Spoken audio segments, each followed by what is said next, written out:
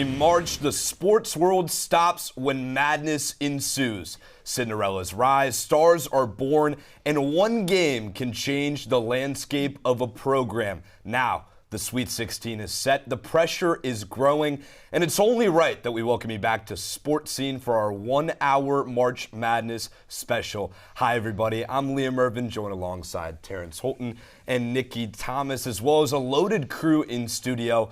Enough talk. Let's get into things. Breakdown of the bracket coming shortly, but after 2 weeks of chaos, one question still looms. What has this tournament revealed for you so far, Nikki? Woo! For me, it's that coaching matters, sometimes even more than star power. I won't say any names, Todd Golden, but, we've seen some pretty good coaches get exposed. We might see a few more this weekend. We've really just seen some high-level basketball. That's really what I've been most excited about. I'm not going to contradict you yet, but I'm seeing a lot more star power over the coaching, maybe.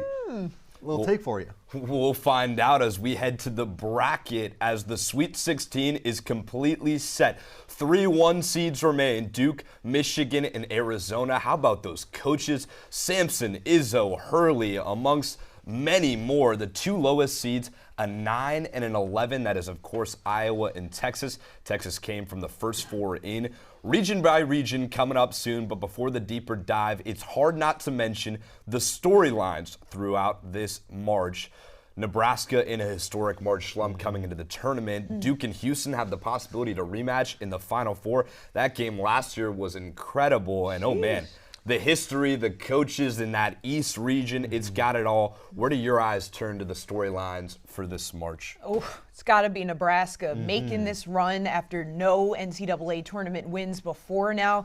I mean, a senior-led team, really exciting. I think a lot of people didn't see them coming this far, but I think you could say the same of Iowa, the team that they're going to see in the Sweet 16. And these two teams split their regular season series, so we'll see how that one goes down. Yeah, Liam, you mentioned it for me. It's the Houston-Duke possibility. I'm just so excited about that. It's 2 historic programs, an up-and-coming coach in John Shire, who I guess he's been there a couple years, and then an all-time great truly in Kelvin Sampson. The possibility of those 2 rematching the Final Four like they did last year with that incredible game with Houston storming back in the final 75 seconds, man, I'm dialed in for that one. And that ties into that East region with Izzo, Hurley, Patino, and Shea. Like you said, the upcoming, just all those storylines surrounding the history before when Bill Self was in that East region. There was 24 combined Final Four appearances between those 5 coaches. Wow. So plenty of storylines taking shape, but now it's time to break it all down. Let's go region by region and see how the path to the Final Four is shaping up. 16 teams remain. The West region will start things off Thursday night in San Jose, California, followed by the South in Houston, Texas. Cougars are in that region. They'll basically have a home environment into the nation's capital Friday for the East region. Finally, followed by the Midwest in Chicago. Terrence, the West begins the Sweet 16 madness, and what a matchup there is with arguably the best player in the tournament. Absolutely, Liam. As you said, let's start in the Bay Area. We've got 2 of the most exciting teams in the country against one another, and the only double-digit seed left in the tournament. Now, first off, let's talk 1-seeded Arizona. The Wildcats got here after a close shave with Utah State. Arizona dominating early, but the Aggies whittled the lead down to 6 with under 3 to play. But in the end, freshman guard Braden Berries nails the 3 to seal the deal. Cats win it 78-66. Meanwhile, Arkansas, striking the bells of midnight for Cinderella hopeful High Point, Darius Acuff Jr. was clinical. 36 points and 6 assists for the freshman phenom. Razorbacks get it done 94-88. And on the other side of the bracket, number 11 Texas, 3 wins in 5 days, their biggest coming Saturday against 3rd seeding Gonzaga. Up by 1, time winding on the shot clock, and Camden Heide, onions. His only points of the game to seal the dub. Longhorns win it 74-68. Meanwhile, number 2 Purdue was down at half to Miami. Nice finish by Trey Donaldson, but Fletcher Lawyer, a flamethrower. 24 points on 6 for 7 from the field, the 3 right here. Boilermakers able to pull away late in the second half to finish off the Canes 79-69. All right, now guys, Arizona is the clear favorite in this region. Do you think they're going to take it all the way to the Final Four? I think they have to, right? I love Acuff, and I think Calipari does a great job getting these star players to buy into his team concept, but it's got to be team over player. Like we saw that with BYU and A.J. Debonsa, and this Arkansas team has not been the same post team that we saw in the first round.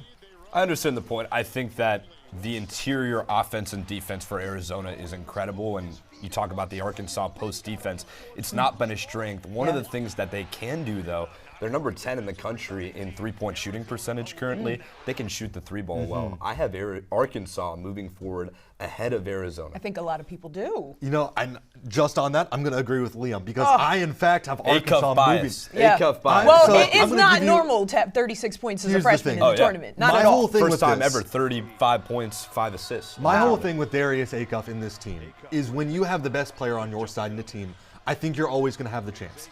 Arizona could win this game by 20 points. Arkansas's defense is horrendous. Don't get me wrong on that. But Darius Acuff is just phenomenal. It segments me perfectly in my next point. Has he been the best player in this year's tournament? 100%. I think pretty much by far and away, easily, yes. Can I give a take really quickly on Darius Acuff? Oh my God, let us hear it. Let us hear it. I've been racking my brain for days on this, just thinking about the best point guards in college basketball history. And I don't know if I'm the prisoner of a moment, but the way I watch Darius Acuff, the way he's able to score, pass, do everything, I think he's the best collegiate point guard of our lifetime. And I would take him with the number 2 pick in this year's NBA draft. That I don't know if I'm a prisoner of the moment in this, but it's incredible to me what he's doing. I agree about his draft stock. I'm not sure I'm so sold on the point that he's the best we've ever seen. I don't know. Like I said, maybe I'm a prisoner of the moment, but what he's doing as a freshman. Maybe. It's incredible. 60 points in 2 games. It's the most ever by It's a pretty freshman. phenomenal. You also failed to mention Purdue with the number 1 offense no one talked in the about Purdue. country. Neither They've Texas got a good either. matchup against Texas. Texas, one of those first 4 teams in. 3 games in 5 But days. only they allowing won. 68 points for opponents through these first 3 games. So It could go either way. I do think Arizona is the favorite in this, but both those games will tip off Thursday afternoon with the winners playing one another for the right to advance to Indy. Now to the Midwest region. The betting odds favorites, Michigan Wolverines, face the Crimson Tide. And to the other side, Rick Barnes in Tennessee match up against a scrappy Iowa State team. Let's see how they got there. Alabama knocked down the 3rd most three-pointers in March Madness history. Latrell Wrightsell knocks down this triple, and defense leading the offense. Bama shot 45% from three-point land. Wrightsell Jr. in the corner. Bartender, give me another. Final score, 90-65. Maize and Blues turn now. Kick out to Namari Burnett. He knocks that down from distance, and it was all Yaxel Lendenberg. Sir, come upstairs, working inside out, unselfish basketball. Michigan can do it all. Yaxel from way downtown again. 95-72 final. To the other side, Rick Barnes has been here before. Bishop Boswell in the Bulls with the spin, the kick out to Gillespie, bang. Back and forth with the who's they went. Estrella in the low post. Check out the double team coming. It's not going to matter. A turnaround, 79-72, the final in this contest. Iowa State with no Joshua Jefferson.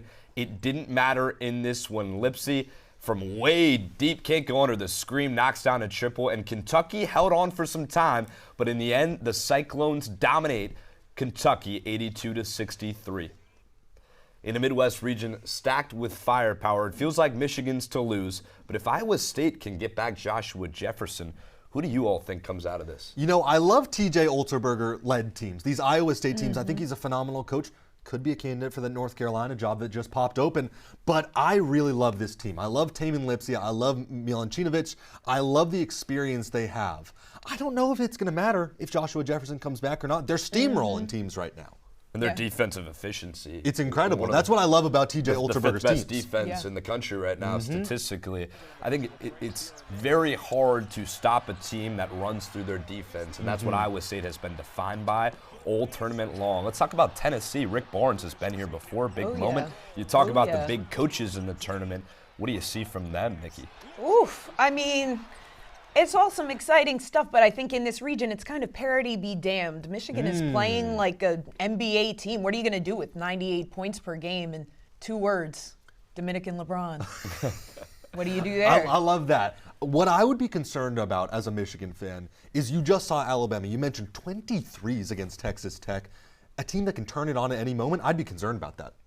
Yeah, and Michigan forces the longest twos in the country, most long twos in the country. So if Alabama can shoot the ball well like they did, they just had a historic shooting performance Concerning night in that round of 32. It might be close. I'm not I convinced. do think the big men for Michigan, Mora, Yaxel company, it's going to be too much. So that's the Midwest. It's built on contrasting styles. Now we'll switch gears to the South region. That brings a whole new set of storylines and maybe the most explosive path to the Final Four. Moving to the South region, as Liam said, a couple of teams on the board that spectators may not have expected. Number 9, Iowa upsetting the defending champion Florida Gators, and Nebraska making its first ever Sweet 16 appearance alongside number 2 Houston and number 3 Illinois. Let's start with one of the best backcourts in basketball, why don't we, as we see Emmanuel Sharp with a tough drive and finish there. And of course, Kingston Flemings, look at the kick to Milos Uzan. You can't guard that. He had 15 in this win over Texas A&M on Saturday. For Illinois, Boswell can't finish. Look at Ivasic cleaning it up. They're going to need that aggression on the glass against Houston. This is an Illini team that loves a 3, but also loves to run and push the pace, as we see on that Wagler fast break. Telling you. Meanwhile, Nebraska trying to get its 3rd tourney win ever. And look at Hoiberg, smallest guy on the floor, getting it done underneath. And then on this next play, coach letting them play through, and Braden Frager with the game winner. Tons of unselfish players on this team. 4 Huskers finishing in double digits in that one. As we move to Iowa, look at Sturts having his eyes on that one from the very beginning. He's going to be aggressive on both sides of the ball. They'll need that. And how about Alvaro Folgaris? We've all seen this one, taking advantage of the poor defense and knocking off the reigning champs. As we alluded to, Nebraska has never won an NCAA tournament game before this year, the last power conference school to win a March Madness game. 7 seasons with head coach Fred Hoiberg at the helm, and the Huskers are starting to look a little dangerous.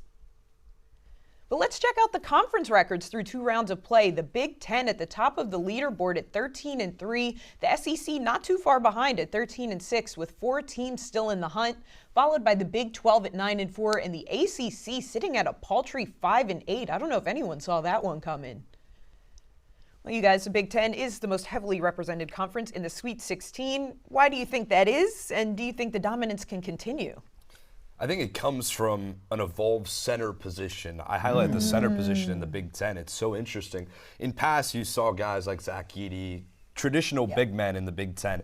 And now this year you have all of these evolved centers who can all stretch out, shoot the 3 ball, and it's unlike any conference. You see. Maybe reflective of that in the NBA, right? Exactly. Yaxel, Kaufman, Bren, Ivisic, all of those guys can come out and shoot the 3 ball, and I think that's added to the Big Ten's dominance. It's really been their prototype. You know, I'm going to go with coaching. As much as I love some of the Big 12 and ACC's coach, I'll throw Pitino in there in the Big East. Sure. I think the Big Ten has the best coaches. You look at Izzo, you look at Dusty May, look at even Fred Hoiberg, the Big Ten Coach of the Year. What he did against Vanderbilt, switching to the 1-3-1 zone late in that game to completely shut down the Commodores' offense, genius, changed the game. And I think you're seeing these coaches really take the next step over guys like Todd Golden. Even look at Sturts. That guy is, that team, they've just been able to win. That's not a coach, of course, that's a point guard. But that Iowa basketball, they're able to play their will. They're able to enforce their play style on them. Playing kind of with a chip on their shoulder, Absolutely. right? Kind of feeling like the underdogs against these other power conferences. I think these guys are taking it a little bit personal. But if a Big Ten team were to win it all this year, it'd be the first time since Michigan State won back in 2000. Do you guys think these teams will be satisfied with the Sweet 16 run, or is it going to be championship or bust for these teams? That really depends on the team, I think, because I think if you look at a Michigan, you look at a Michigan State, maybe even an Illinois, I'll throw them in there. Sure. I think they would be disappointed. Purdue, too, a team who is so heavily invested on their starting line of seniors. I think they would be disappointed with a Sweet 16 exit. But you look at a Nebraska, I think they're just happy to be here, right? It's their first ever wins. They're just happy to be here. Agreed. Yeah. I think that Nebraska-Iowa game is going to be one of the games of the tournament. The Corn Derby with a spot in the Elite Eight on the line? I mean, that's incredible. Should have to punt the football before the game or something. That seems like a Big Ten gritty matchup there. But I think you talk about the storylines earlier in the show, and that is exactly everything in that game. You talk about the coaching staffs for either team. Iowa coming over from Drake. I mean, that's the storyline there is incredible. Yeah, certainly a great year for the conference. At least one Big Ten team will be eliminated in tomorrow's showdown between the Huskers and the Hawkeyes. But the field is wide open, and for right now, it feels like anybody's game. Let's hear from Casey and Kyle in an East region that will feature some Sweet 16 matchups that we're all really excited about. There's some teams that make it to March, and at the end of the month, there can only be one winner. Now let's take a look at what's going on in the East region with Duke taking on St. John's and Michigan State facing UConn. You said it, Kyle. Duke demolished TCU in the round of 32, 81-58. Take a look at Isaiah Evans, little double pump action, snipes the three in the foul like he's playing Fortnite. All tied up in the second half. Gungbo with the heads-up feed. Caden Boozer is cutting, gets the N1. And despite only leading by 4 at half, Duke got it done. Now we take a look at St. John's. If you want to beat Rick Pitino, you have to be the more aggressive and physical team across the board. Now in the Red Storm's matchup with Kansas, St. John's was up by as many as 14 points, but blew the lead. Look no further, my darling. There it is. Dylan Darling, the game-winning layup. He had no points going into that shot. Talk about a guy right there, but let's take a look at number 3 Michigan State as they're trying to find their way to the Elite 8. Cohen Carr turning and burning some gas as he knocks down a 3, along with the help of Jeremy Fears Jr. Jr. finds Alex Caravan getting down and dirty in the paint, who ended up leading the team with 26 points for the Huskies. Dan Hurley and them boys are trying to march their way through the madness after recently defeating UCLA 73-57 to advance to the Sweet 16. Now, Casey, one thing we've seen is this year there's a lot of favorites in the Sweet 16, but who do you have coming out of the East region? I like Duke a lot because of the talent across the board when we talk about the Boozer boys, but I don't think Duke has been disciplined at all, and I think you could say the same thing about UConn. Both these teams have turned the ball over at very high rates. I really like Michigan State and St. John's just because they're battle-tested, but I do think the talent that Duke has is going to overarch all of that other stuff. We talk about the talent for Duke. St. John's, a little bit of a sleeper trying to redeem themselves.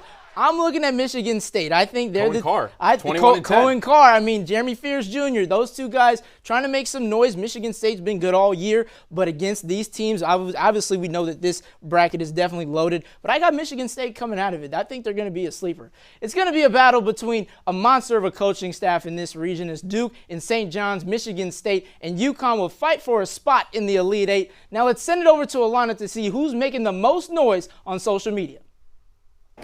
Thanks, Kyle. There's been a lot happening off the court. I mean, a lot. We've seen 5 stages of grief in a matter of minutes. 1 second fans think their team's got it, and the next second they're questioning everything, their bracket and their sanity. So let's take a look at what's been happening on social media. Starting off strong, let's get right to it. We see a fan go, VCU won, I'm done. I just shredded my bracket. I hate men's college basketball. Fans are even turning to hate the entire sport when their team loses. What a shame. Here we go. Dominoes, tell a sad story in 3 words. The shot seen around the world. That also connects to this tweet right here. How did it not go in? And to be honest, I'm still wondering that myself. But if you were also wondering, good thing we have Ryan here. He said, oh, I got it because the ball didn't go into the hoop. Thank you, Ryan. Would have never put 2 and 2 together. Would have never done that. Next up, March Madness is also inspiring people to work out. Someone said, it didn't feel like working out today, but I asked myself, what if Dylan Darling didn't feel like taking that last shot? So we in the gym. Love that for you. I'm glad this is inspiring others as well. I wish it was that easy for me to get to the gym as well. And lastly, this one hurts. This one hurts really bad because it's not just March sadness for the Gator fans. It's also March sadness for me as well. And if you're wondering why, let's take a look at my bracket, and I think you'll understand a little bit better. Going to my lovely bracket, see where Florida is. Yeah, enough said. Florida's no longer in the tournament. So this is no longer a good bracket. I mean, there were a few others around here that weren't good either, but Florida not being in the tournament doesn't help my bracket as a whole. Michigan, it's all on you. My bracket didn't last very long. So Michigan, please don't let me down. But on another note, there's still hope. Up next, we'll see if the Cinderella story is shattered and who's built for playoff pressure.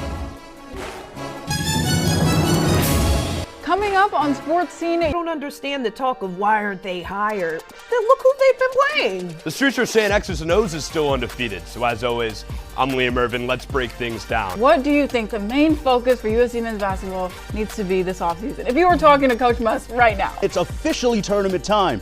The Big Ten men's tournament is underway, and several teams are looking to build momentum before Selection Sunday. Earlier today, I sat down with USC men's volleyball's Dylan Klein in the studio to talk the team's chemistry and success this season. Trojan of the Week is back, so you know what that means. We're going blow for blow. Would you consider the athletics of the Illinois Fighting Illini on par with that? You're just biased because they're in the Big Ten. You're biased. So you're saying that Niagara is a better athletic program than Illinois? Make sure to follow ANN Media Sports on Instagram and X for all of our USC sports coverage. Well, the past 2 years, there's been a lot of chatter about Cinderella is dead in the NCAA tournament. Luckily, we spoke with a few March Madness legends on what it was like for them to take down the top dogs. We beat Kentucky, though. I mean, Kentucky is one of the best programs in the country at the time, and really just in college basketball history.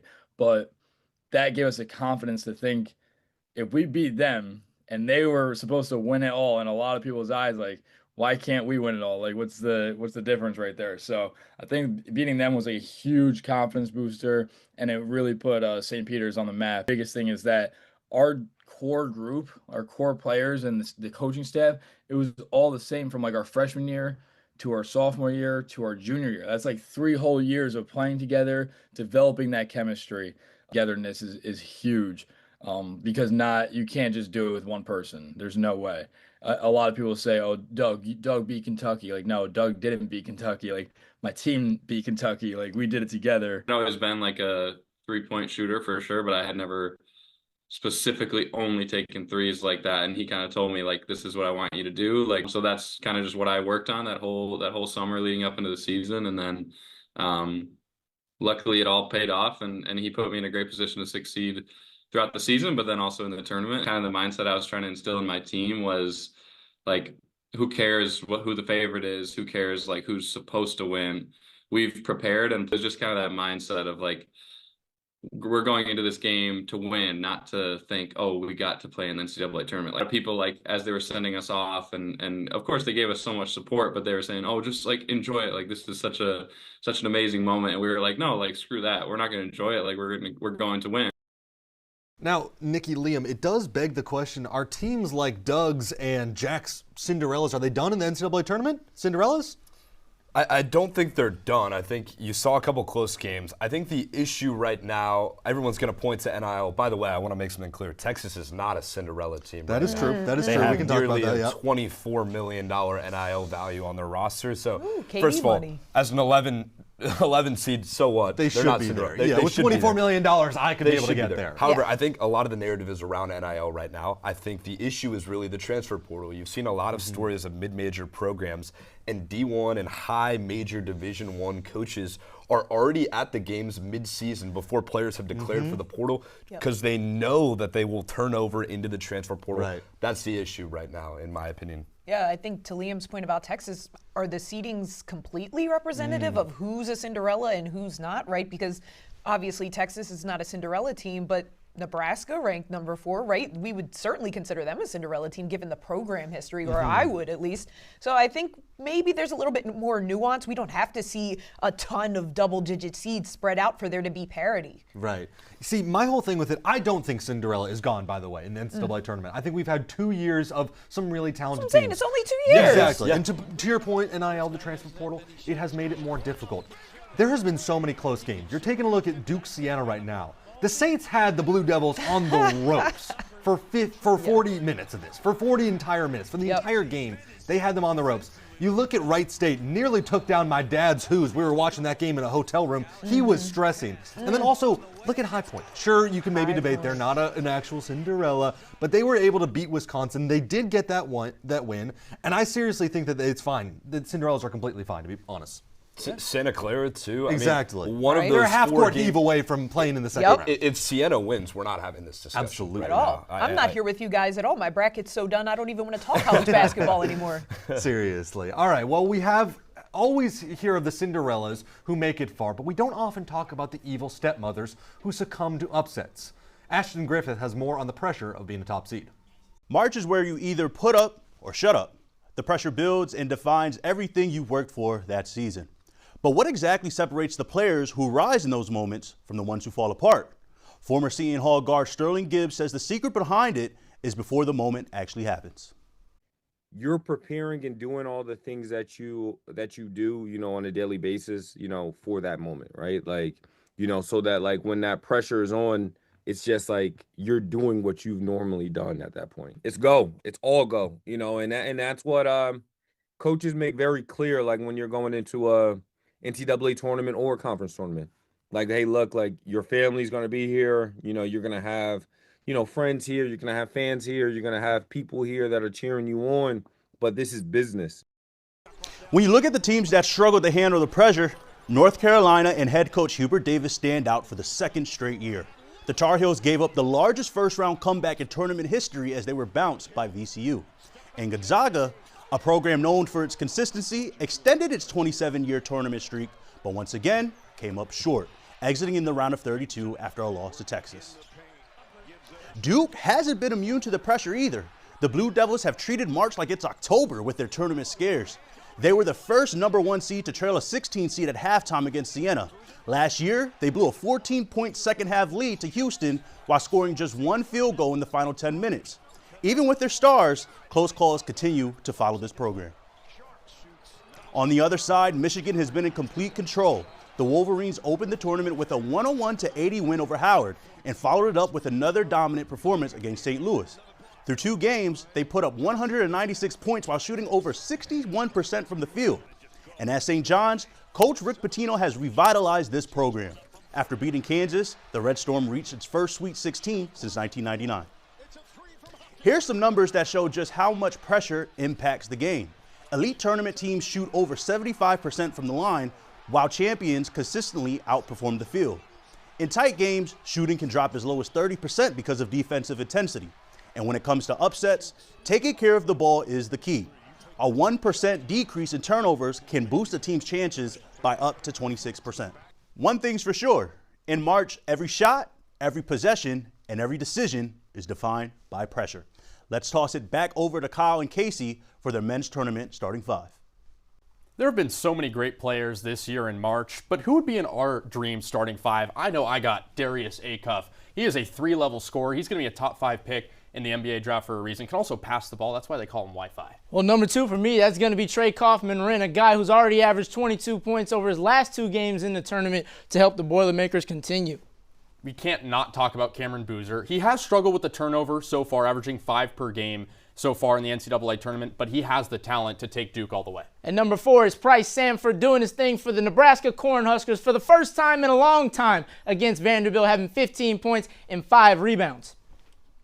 Last but not least, Ade Mara, 7'3" center over at Michigan. This is how you do it in Spain. Coming over from Europe, the spin move, the score. He has great footwork in the paint, and he's a guy that's going to help Michigan potentially go all the way as well. You talk about nice. Well, I mean, Casey, who's your favorite out of this top 5? I got to go Darius Acuff. I want to go back to that Wi-Fi comment I made. He connects with everybody. He's established that nickname for himself. I think all 5 guys are great, but Acuff, only a freshman, 36 points in his most recent win in the round of 32. I got him. I mean, the connection is really there for him, the Arkansas Razorbacks, along with Coach Calipari. But I'm liking Cameron Boozer. I mean, Duke, obviously on a run, had a little bit of an interesting game against Siena. But this guy, averaging 20 all year, is the first player in NCAA tournament history for the Blue Devils to have back-to-back double-doubles since 1978. So you talk about a guy there. I mean, he's been able to perform. He's going to be a top 5 NBA pick. But we talked about our top players. Now Liam's got some more on some X's and O's.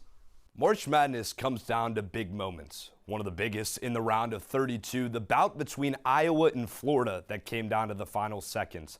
Ben McCollum, in his first season as a Hawkeye head coach, came over from Drake, and he outcoached last year's national champion, Todd Golden. Welcome to March Moment X's and O's edition. Let's break things down. You got to set the situation. 8.9 seconds left. Hawkeyes down by 2. They don't need a 3, but they're going to go for a 2. Bennett Search right here in this situation. Best scorer for Iowa all season long. They're going to draw up a play to get him downhill going down the court. Check out the guard play from the Gators, though. Boogie Flan, Xavier Lee, they're both denying the ball ball. Golden said in his post game that he thought about fouling the ball handler. They were set up for that, and with a man on the inbound, all of a sudden, if this pass gets through, you got a 3-on-2 situation going down the floor for Bennett Sertz, the leading scorer for Iowa. So not being aware of the situation are the Gators guards, and then all of a sudden, you got a 3-on-2 situation. It's not a done deal yet. The thing you can do to prevent this is guard the near side corner. Unfortunately for the Gators, the center for Florida stays in the paint, and all of a sudden, a wide open corner three for the Hawkeyes. Knowing the situation, being aware of Alvaro Figueres, you got to give him credit, knocking down a big shot in a big moment, something that is hard to do, but it's the veteran coaches in this tournament, Tom Izzo, Rick Pitino, Kelvin Sampson, many more. The best coaches have been here before, and that is how they manage these moments. Well, USC is out of the tournaments now on the men's and women's side, but players have more on the Trojan side of March. Well, this still is a USC show, and though the men's team did not make the NCAA tournament, we spoke with a few Trojan legends on their experience playing in the big dance. For really the whole team, it was like a whirlwind experience. And I mean, March Madness, it's larger than life, but when you're in it, you're just like in your own little bubble. So you don't kind of know the magnitude that you're going through. My first time in New York with the team, we're wearing our USC stuff. We're all over TV, and we get out like Madison Square Garden. Everybody in New York is just like, you guys are going to get killed by Kentucky. You're going to get destroyed.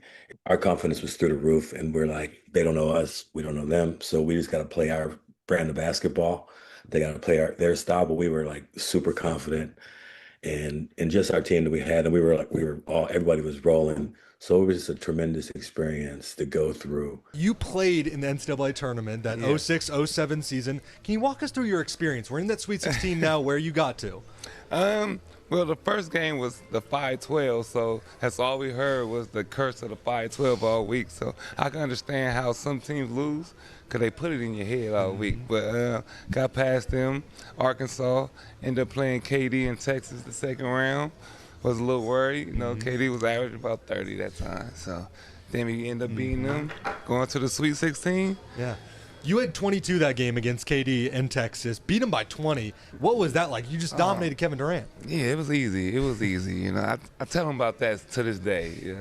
Remember, I'm the one that started your NBA careers. All right, well, Nick, thank you so much for joining me.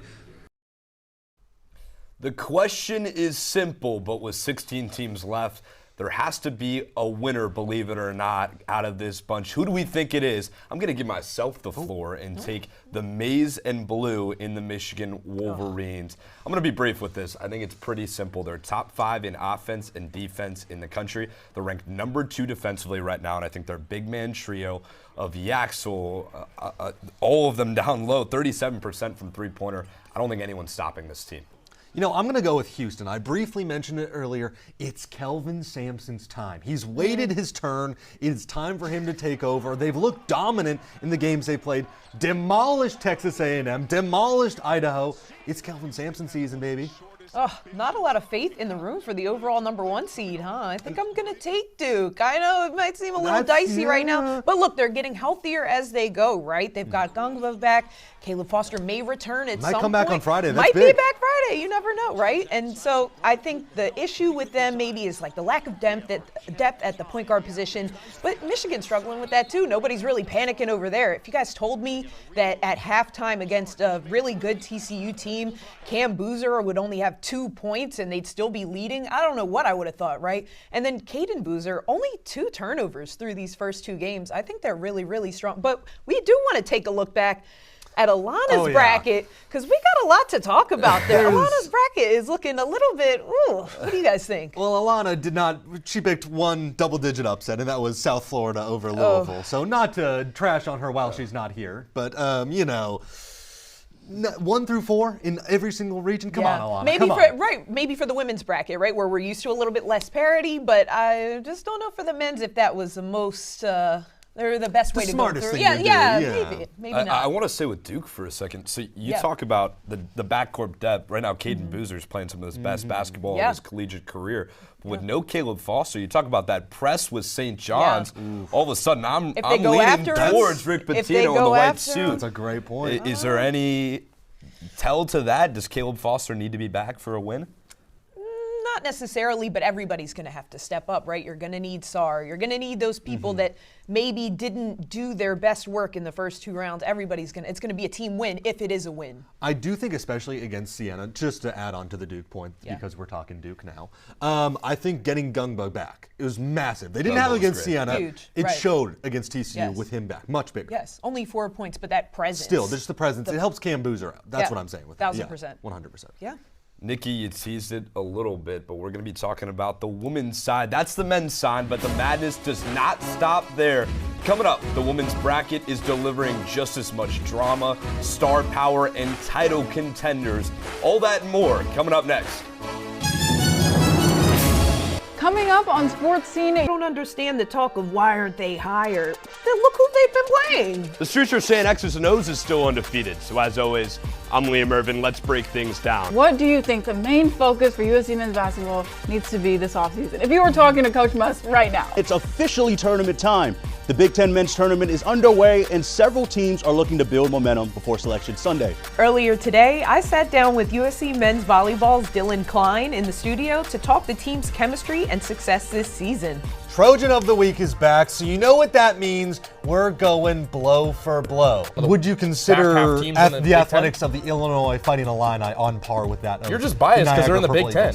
You're biased. So you're saying that Niagara is a better athletic program than Illinois? Make sure to follow ANN Media Sports on Instagram and X for all of our USC sports coverage.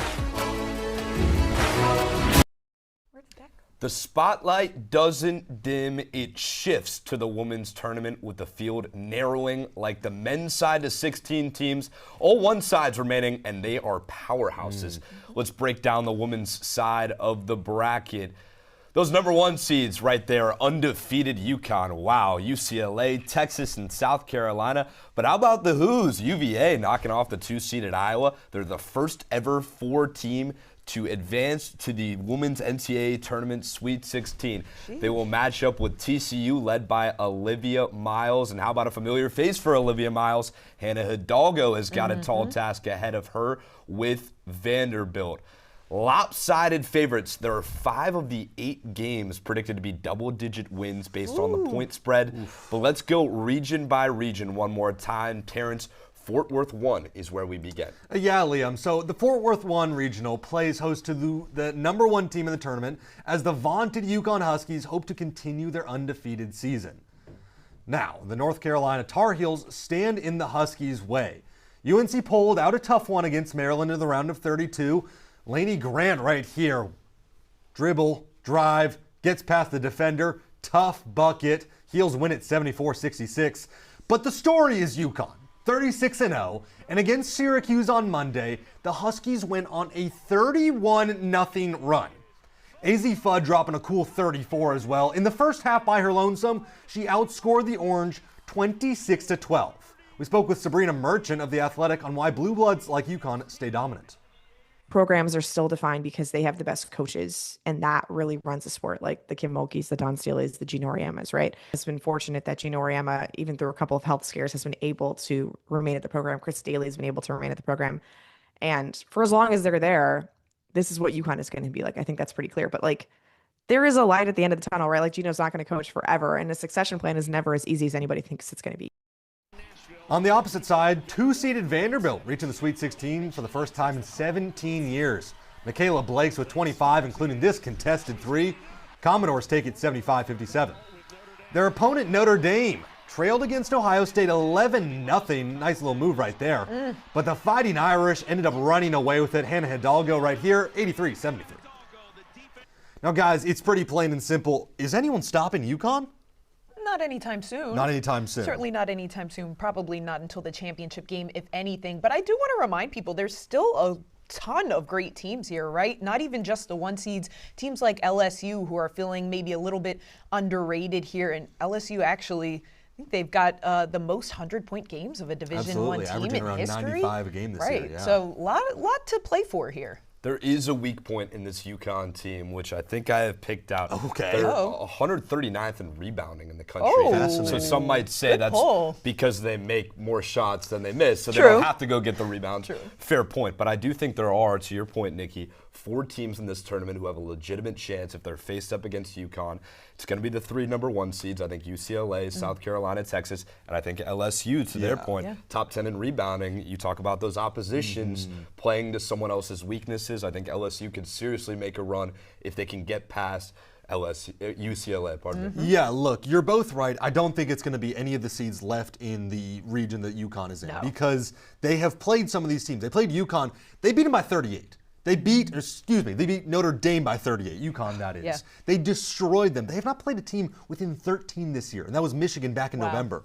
They are dominating everyone. I don't really see who stops them. Maybe UCLA. That's the only hope I think is UCLA. Wow, a lot of faith in UCLA between you guys. I won't admit to that on camera. All right, but the first game of the Fort Worth games will tip off this Friday with Vandy against Notre Dame. Welcome to Sacramento, where 4 very different teams collide. A rematch from the regular season where the Sooners handed the Gamecocks one of their 3 losses this year, in TCU and UVA. What a game. Let's see how they got there. Round of 32, the battle of the USCs in South Carolina was simply too much. Tania Latson bump inside. 7 players on South Carolina finished in double digits, and that's Mariam Dada. An easy layup, 101-61, sends South Carolina to the Sweet 16. How about Michigan State and Baranchish's crew? Had the Spartans in a battle. It was ball movement. It was consistency. Check out Aaliyah Chavez. They're going to draw up a corner 3. She went off against South Carolina last time. Sooners win by 6, 77-71. How about TCU? They played arguably the closest game of the round of 32. It was 3-point shooting. Marta Suarez off the ball movement. Nylon. Olivia Miles, she has a flair for the big moment. Shake and bake, the dish down low. Clara Silver for 2. Overtime was needed, 62-59. And the Who's have been the story of this tournament. They moved to the Sweet 16 for the first time since 2000. How about this turnaround from Paris Clark? Clutch. Not 1, but 2 overtimes needed for an 83-75 W. There's been a lack of Cinderellas, especially on the women's side. We talked about Cinderellas earlier. How can the Who's make it through to the Elite 8? And obviously, the big rematch, you circle Oklahoma and South Carolina. Can the Gamecocks be tested by Oklahoma once again? Well, let's talk about the Who's first. Wahoo Wah, baby, my dad from Virginia, alum. But you got to talk about them playing their game. They're second in the nation in blocks per game. They need to dominate the paint. That's what they're going to have to do. You can't allow Olivia Miles and any of them to get inside. Another thing I like about this UVA team, you got to attack TCU. And the Horned Frogs' 5 losses, they outfouled their opponent 18-11 on average. That is what I like from them. I want them to attack Olivia Miles, get her in foul trouble, eliminate that threat. And you know that's obviously a tall task, but you know that's what I'm hoping for from this team. Yeah, and on the Oklahoma side, I mean, love Reagan Beers. I mean, double-double machine, right? Double-double merchant. But honestly, against South Carolina, I know they dropped that game, and they also dropped one to Texas earlier in the season. South Carolina did. But South Carolina looks a little bit different in the postseason. They've got the depth. Joyce Edwards is just firing on all cylinders. Not that I don't see it being competitive, but I think South Carolina is going to take over. Joyce just had 23 and 10. So that is Sacramento 4 with a 10 seed still hanging on by a thread. Now it's time for Sacramento 2 with just as loaded of a pool. Yeah, loaded is a perfect term to describe this Sacramento 2 region, headlined by a team we all know very well here in the studio, the UCLA Bruins. Minnesota coming off of a tight win, a dominant Blue Devils team, and the 2023 champion LSU Tigers. Let's take a look at Minnesota, who weathered a tough Ole Miss team. Hart underneath getting it done. Check out the double. That's a heartbreaker right there. They're going to need that size against UCLA. And, of course, that game winner from Amaya Battle, we have to show you guys. Straight ice in her veins, looking like Elena Della Don out there. Golden Gophers will need all that offense against a cohesive and experienced UCLA team. Nowhere to go against Lauren Betts down there. And then check out this Betts to Jaquez connection underneath. You know these Bruins are going to be hard to contain. The Blue Devils, though, averaging a 21-point margin of victory in the tournament, in part because of the selflessness. Look at that extra pass from senior leader Ashlyn Jackson. And then on the other side, Robertson with the steal. Look at that assist to T-Mare. Such great chemistry between these guys. Ball. But LSU playing with a bit of a chip on its shoulder. Look at Amaya Joyner finding Grace Knox under the basket there. What a find. And Big Foe playing with some aggression in her last game at the PMAC, getting the steal and the score. Check this out. Too small, says Flau'jae Johnson. Looking ahead, we could have a potential Elite Eight rematch from last year between UCLA and LSU. What's it going to take for the Tigers to upset? And is this UCLA's last chance at a chip? I think when you looked at the round of 64, this was by far and away the region that was circled. This is the toughest region from top to bottom. And the possibility of that rematch, you mentioned it, LSU and UCLA, that would be pure cinema throughout that whole game. I don't think that LSU has a chance with the depth that UCLA has in general. I think we'll see down the line, but I think that front court of UCLA is Walker, Jaquez, Rice. They all can do different things, shoot, pass, score, and I think it's going to be too much for the guard play of LSU. Not a chance is an interesting take because I actually do like LSU in this game. Yeah. You know, even though the Bruins only have one loss in this year, it was early on, so take what I'm about to say with a grain of salt, but they turned the ball over 20 times and only played 6 people in that game. LSU's strength is their depth in scoring. They can score really 1 through 8. All of them can get a bucket. That's what I like a lot from this team. Sure, UCLA also has a pretty great bench, but I really like LSU's depth. I want them to speed UCLA up, turn the ball over. That's what I like from them. So are we guaranteeing LSU all the way already to the Elite Eight? They face a tough Blue Devils team. I am. You are? That's tough. Okay. That's a tough one. I'm not... Yeah, I will. I'm going to stand on my take. I'm when guaranteed. your team leader has championship DNA, I think it's yours to lose. Exactly. Yeah. And when you have that, fiery closet like Kim Mulkey does, you can't go out in the Sweet 16. Plus, an incredible coaching battle going to go down between those two teams, potentially in the Elite Eight. But we will watch one of these teams punch its ticket to the Elite Eight on Friday. For now, let's send it over to Casey and Kyle to break down the Fort Worth 3 region. Got a lot of great matchups here that we're all very excited about. Now let's take a look at Fort Worth 3. The number 1 ranked Texas Longhorns look to take on number 5 ranked Kentucky Wildcats. And the number 2 ranked Michigan Wolverines will take on the number 3 ranked Louisville Cardinals.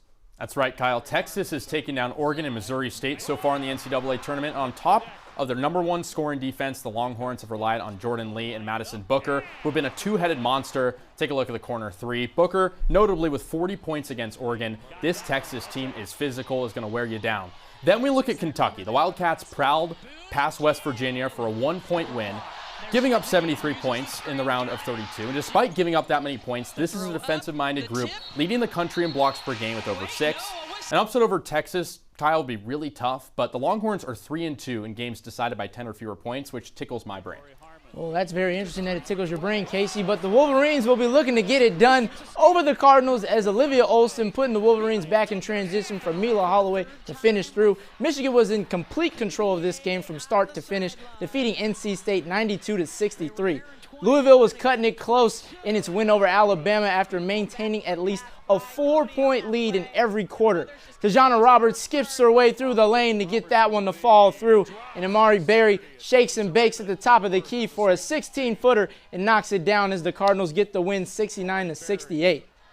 We're talking about some pretty good teams here in this part of the bracket, but Texas is the clear favorite. Do you think they go to the Final Four? Look, Texas is obviously a good team, but if we look at some of the other teams, you got to deal with UConn, you got to deal with UCLA, LSU, very heavy hitters. And I think Texas, you have Madison Booker. She could get you 30, 40 on a good night, but you're going to have to throw in the whole kitchen sink. You're going to need the coach. You're going to need the fans. You're going to need everyone to come along with you when you compare it to UCLA or South Carolina. Like, those 3 teams are obviously the favorite.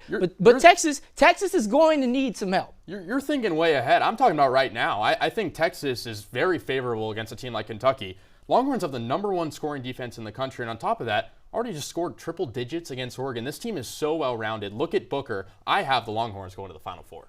Well, we'll see, but that's Fort Worth 3. Now let's send it over to Alana to see what the word is on social media.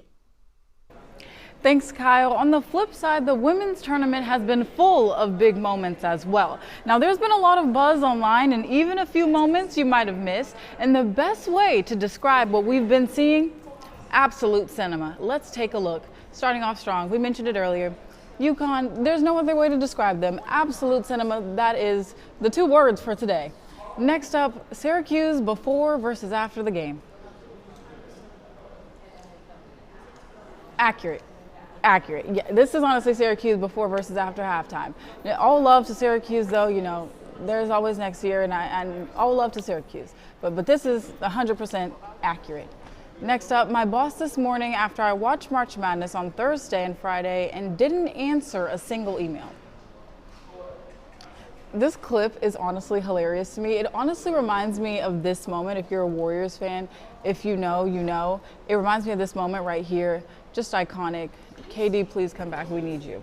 Next up, someone said I like Olivia Miles, but I think she thinks she's way better than she is.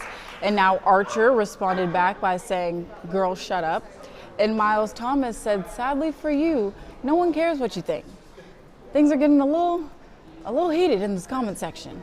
Now, lastly, someone said, I'm going to send my prayers to North Carolina early. Yeah, they're going to need it. They're definitely going to need it. I mean, with the rate UConn's going, they're going to need it. Well, those are just some of the reactions online, which makes my bracket even more interesting because if UConn fans saw my bracket, I'd definitely be in one of those meetings because I have Texas winning it all. I said what I said. Let's take a look.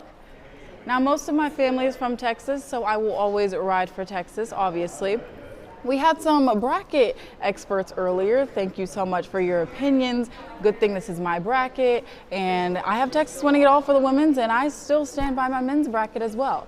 And going forward, I had some really good picks here. I think I had some great picks. There were a few mishaps here and there, but overall, I think there were some good moments here. Anyways, now, you can't say that this isn't the best bracket you've ever seen. Well, you actually could because they said that earlier, but that's besides the point. That's my bracket, and moving on another note, women's basketball has come a long way, and we'll have more on the growth that we've seen throughout the years. Coming up on Sports Scene. I don't understand the talk of why aren't they higher. Then look who they've been playing. The streets are saying X's and O's is still undefeated. So as always, I'm Liam Irvin. Let's break things down. What do you think the main focus for USC men's basketball needs to be this offseason? If you were talking to Coach Musk right now. It's officially tournament time. The Big Ten men's tournament is underway and several teams are looking to build momentum before Selection Sunday. Earlier today, I sat down with USC men's volleyball's Dylan Klein in the studio to talk the team's chemistry and success this season.